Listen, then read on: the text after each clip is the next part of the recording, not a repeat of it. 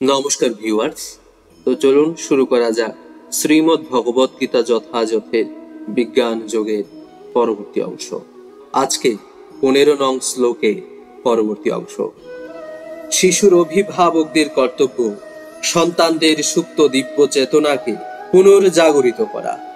ধর্মশাস্ত্র মনুস্মৃতিতে নির্দেশিত দশবিধ সংস্কারের উদ্দেশ্য বর্ণাশ্রম পদ্ধতির মাধ্যমে ভগবত চেতনাকে পুনর্জাগরিত করা।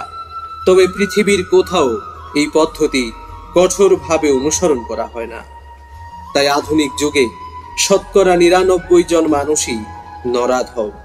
যখন সমগ্র জনগণই নরাধমে পরিণত হয়, তখন স্বাভাবিকভাবেই মায়ার প্রবল শক্তির প্রভাবে তাদের তথাকথিত শিক্ষা সম্পূর্ণভাবে অর্থহীন হয়ে পড়ে।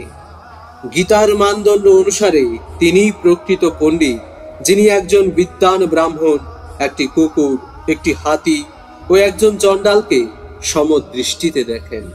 সেটি প্রকৃত ভগবত ভক্তের দৃষ্টিভঙ্গি।